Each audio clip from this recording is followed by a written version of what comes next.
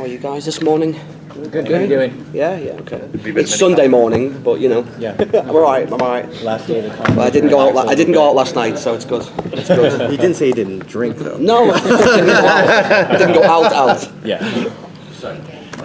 Can you say your name for the record? Yes, my name is James McLoughlin, and I am co-game director on LEGO Dimensions Season 2. So now that LEGO Dimensions has been a proven success, how many more resources does LEGO give you for the next level? Like in terms of 4 times as much, 5 times? I'm with Forbes, so I'm just asking the Forbes question. Oh yeah, I mean, like LEGO have been brilliant with us. I mean, we've got a really strong relationship with them. Obviously, this is the first time we've really breached, like come across the physical, digital kind of thing. So, you know, we have like a 2-year lead time, and everything's planned like a long time ahead. So they've been brilliant with us, and they always provide us with what we need. And the relationship is more like we decide what it will be in the game, and then they provide the resource that is needed to make that happen. So they're awesome. And you mentioned Season 2. I know like the other Toys Alive competitors have gone the route of sequels, but you guys are different in the sense that you're just expanding on the original game. Yes. How did that decision come to be?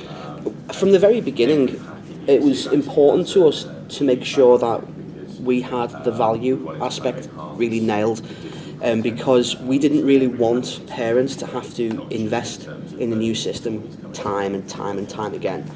And during Dimensions, like Season 1, I suppose, we realised we didn't really want to make a new standalone game for Dimensions. We wanted to allow parents to opt in to whatever brands their kids were into as we moved forwards, and it's a plan that we set out then, and we're sticking to at the moment. Right.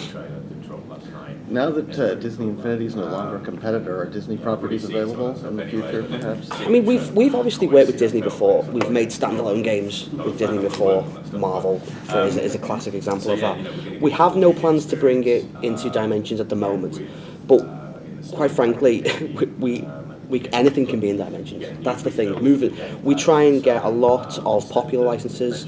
We're always working with the fan community, working out what is popular at the moment. So I'd never say never for anything, really, in Dimensions. I think with the addition of Gizmo and Stripe, we've kind of proved that, and BA, we've kind of proved that anything can be there. It's just the right time and wherever fits the game. More to that point, that it is a very shaky industry, that Skylanders itself has had some issues, LEGO Disney Infinity going under. Is that something that you guys are worried about, like kind of burning out? No, I mean, I think the key to not burning out is, one, not releasing loads of stuff really quickly and overwhelming people. I mean, we had a lot of IPs that we've kind of fed out as moving forwards, and the range dictates that when we release, the amount of times we release in, and a vast, diverse range. So it goes from IPs that like parents are into, like 18, right down to kids IPs, and then niche IPs and the geek IPs like Adventure Time and stuff. So we keep ourselves really diverse for that reason, so we don't get stale and boring. And I think that helps, definitely.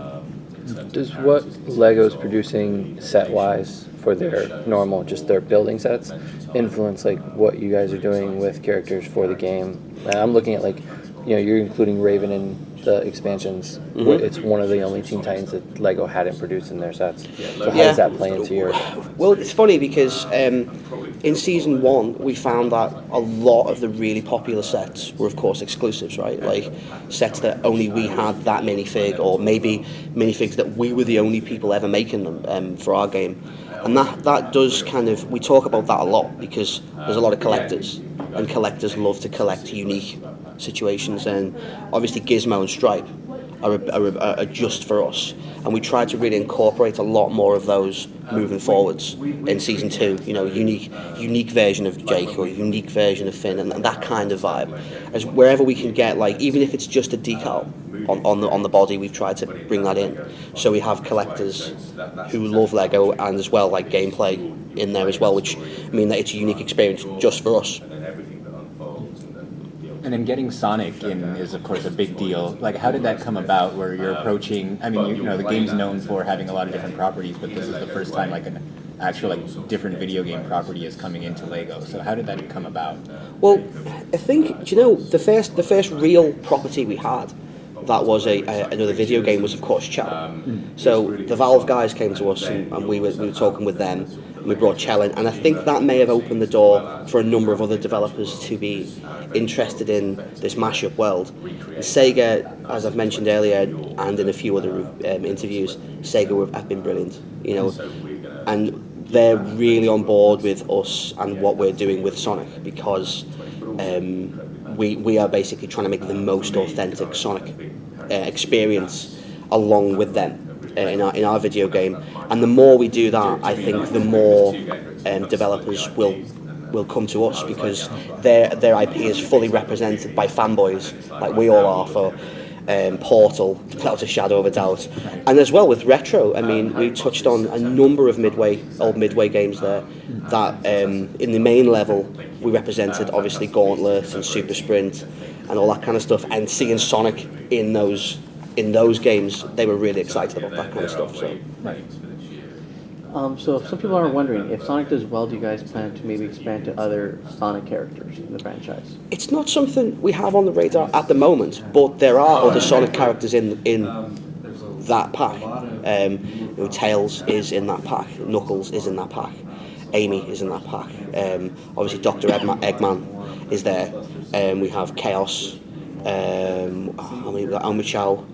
There are a number of characters in there. I think, there are. I think we have like 26 or something like that, 20 plus, 25 plus characters from the Sonic universe, because the hub world, the adventure world that Sonic brings with him, has loads of quests on it, and those quests are given to you by characters from the Sonic universe. There's some surprises in there as well, but we have a number. We're not doing a new pack per se yet, but maybe we will in the future. But I don't know.